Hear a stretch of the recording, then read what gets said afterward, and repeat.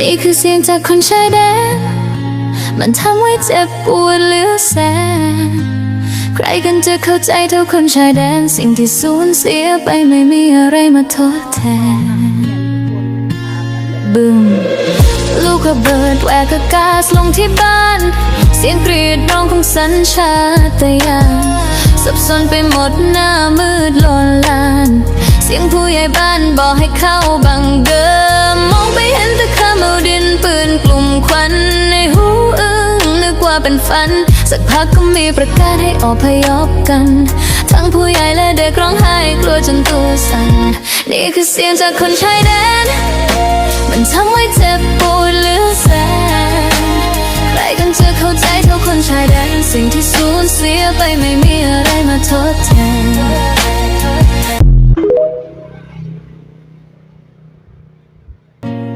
นี่คือเสียงจากคนชายแดน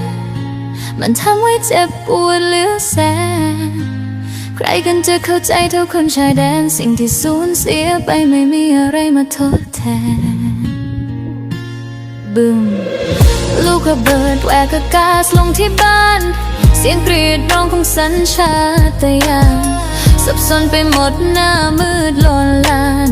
เสียงผู้ใหญ่บ้านบอกให้เข้าบังเดิมมองไปเห็นแต่ขม่าวดินปืนกลุ่มควันในหูอึ้งนึกว่าเป็นฝันสักพักก็มีประกาศให้อพยพกันทั้งผู้ใหญ่และเด็กร้องไห้กลัวจนตัวสั่นนี่คือเสียงจากคนชายแดนมันทำให้เจ็บปวดเหลือแสนใครกันจะเข้าใจเท่าคนชายแดนสิ่งที่สูญเสียไปไม่มีอะไรมาทดแทน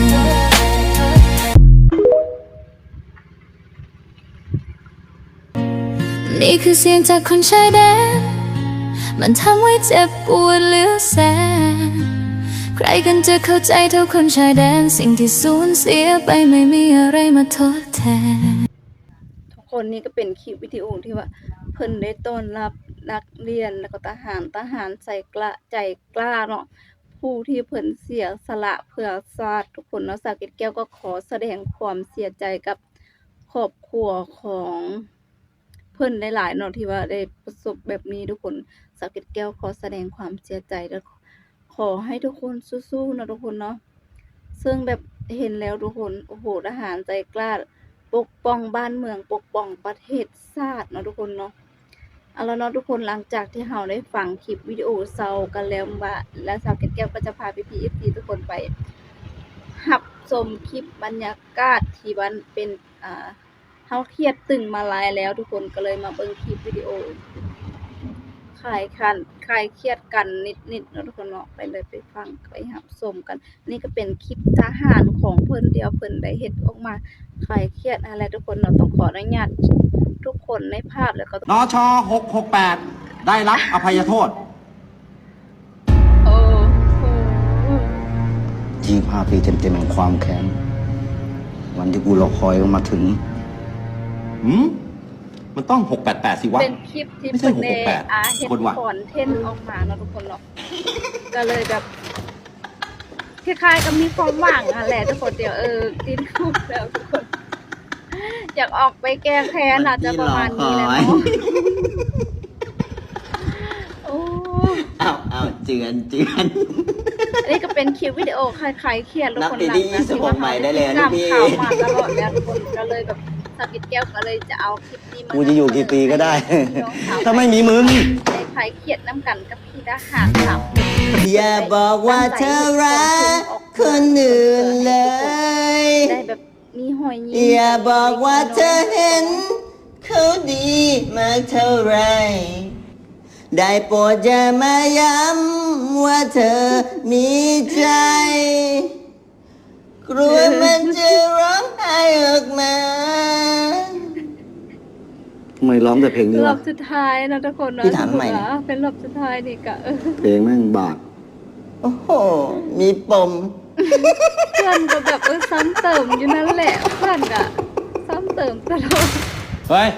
นช668เก็บของได้พ้นโทษแล้วดูให้ดีก่อนใช่668 รอบสุดท้าย แน่น ก็ อนนะ น่าจะแบบพวกคนแน่นอนสิวะคนอย่างกูเคยพลาด ตอน เหร ร อ อบที่หนึ่งนะทุกคนที่เอิ้นซื้อไปแล้วแต่ว่า ได้เวลาแห่งความแค้นแล้ว ทุกคนดูตัวเลขผิดนะทุกคนก็เลยแบบถามซ้ำๆ ใช่ ไปกำลังจะดีอยู่แล้ว เป็นจังไดกันแน่เนาะ VPFC หลังจากที่ว่าได้รับชมรับฟังคลิปวิดีโอนี้แต่ต้นจนจบนำสาวเกตแก้วนะทุกคนเนาะก็ขอให้เป็นอีกหนึ่งกำลังใจให้กับพี่น้องสาวไทย แล้วก็ขอแสดงความเสียใจกับครอบครัวที่เพิ่นได้สูญเสียทหารใจกล้าของเมืองไทยเนาะที่ว่าเพิ่นเสียสละเพื่อประเทศชาติเนาะทุกคนสาวเกตแก้วก็ขอเป็นคนหนึ่งที่ว่าขอแสดงความเสียใจในแทนคนลาวทุกๆคนเนาะทุกคนเนาะซึ่งแบบนักเรียนและก็พี่ทหารทุกคนนักเรียนจะยืนต่อแถวกันแบบเคารพทุกแบบเพิ่นจะสะบัดธงชาติไทยไปมาเนาะทุกคนซึ่งแบบขนาดน้องเพิ่นยังน้อยๆเนาะเพิ่นก็ยังเบิ่งข่าวติดตามข่าวเนาะทุกคนเนาะโอ้โหสุดยอดทุกคนแบบน้องน้อยๆน้องก็ยังแบบเสียแบบให้กำลังใจไปยืนให้กำลังใจเนาะทุกคนแล้วก็พี่ทหารเขาหลายคนเนาะที่ว่าจะให้กำลังใจทหารใจกล้าเนาะทุกคน เสียสละเพื่อประเทศชาตินะทุกคนเนาะแล้วสาวแก้วก็เลยถือเอาโอกาสนี้เบิ่งคลิปวิดีโอนี้แล้วก็จะให้มีวิดีโอคลายเครียดอีกเพิ่มเนาะสำหรับพี่ทหารเพิ่นตั้งใจได้เฮ็ดคอนเทนต์มาเนาะทุกคนเนาะซึ่งแบบเป็นคลิปวิดีโอที่เพิ่นได้เฮ็ดคอนเทนต์มาตลกนั่นเองเพื่อให้พี่น้องชาวไทยทุกคนก็มีรอยยิ้มเนาะทุกคนน่ะ เศร้าใจหลายแล้วเครียดหลายก็ให้เบิ่งคลิปวิดีโอนี้รอยยิ้มไปนำกันเด้อพี่ๆ FC ทุกคนพี่น้องชาวไทยทุกคนเนาะขอบใจหลายๆที่ว่าติดตามและรับชมเนาะสำหรับคลิปนี้เนาะสาวเพชรแก้วก็จะได้ขอตัวลาไปก่อนเด้อทุกคนนะแล้วก็ฝากพี่ FC กดไลค์กดติดตามเพื่อบ่พลาดคลิปใหม่ๆดีๆที่ว่าสาวเพชรแก้วจะเอามานำเสนอเด้อทุกคนสำหรับคลิปนี้ขอตัวลาไปก่อน